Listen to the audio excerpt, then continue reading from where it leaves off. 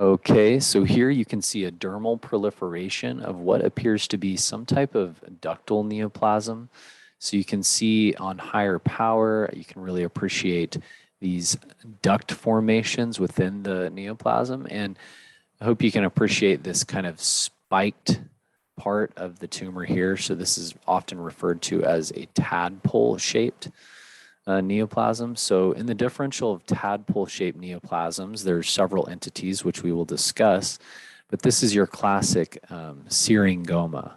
These often present as just very nondescript skin-colored papules on the face. They can be associated with Down syndrome and different other entities as well.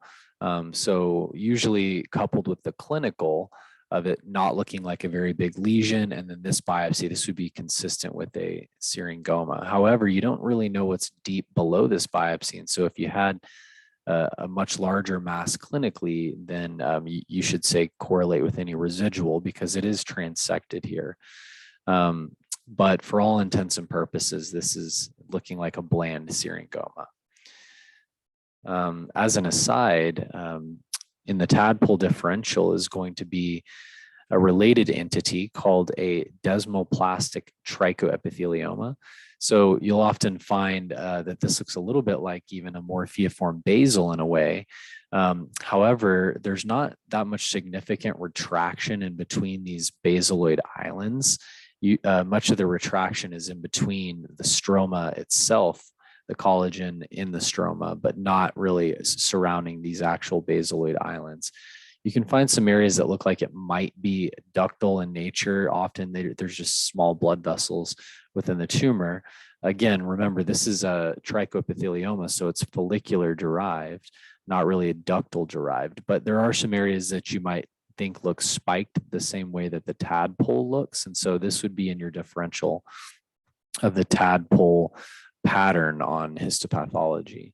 So this is a desmoplastic trichoepithelioma. Many times you'll find calcification within these tumors as well. In this particular example, I don't see one or see an area of calcification, but you often will see some areas of calcification.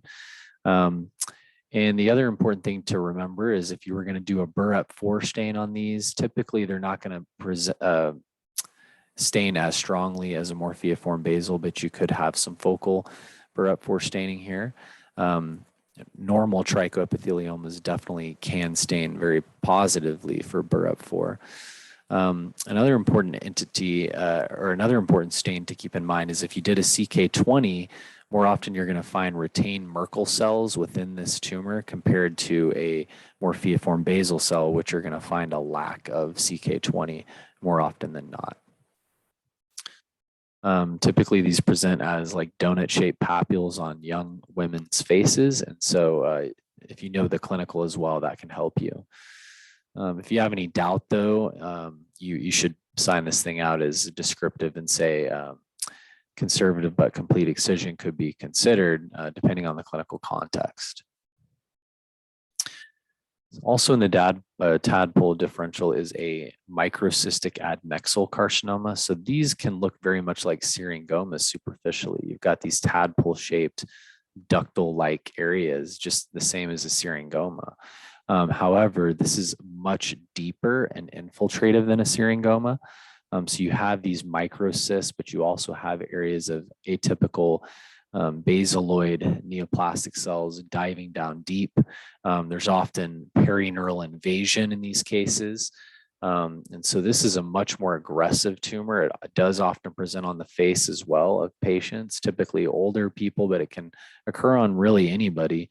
And so if you have a superficial biopsy of something that clinically seems like it's much more indurated and deeper, then you should definitely recommend complete excision to really identify and make sure that there's not perineural involvement, that this isn't a microcystic adnexal. Here you can actually see the perineural involvement of the microcystic adnexal carcinoma here.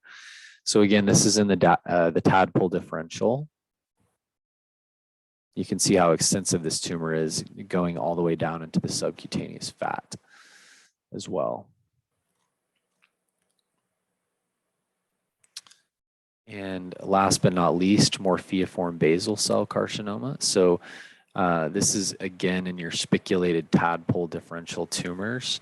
You can see how it looks like that desmoplastic trichoepithelioma that we saw earlier, but I hope you appreciate that there's a lot more mucin production by this tumor, and there's a lot more clear retraction between the tumor islands and the surrounding collagen. You can also see a little bit more sclerotic change within these Morpheaform basal cell carcinomas.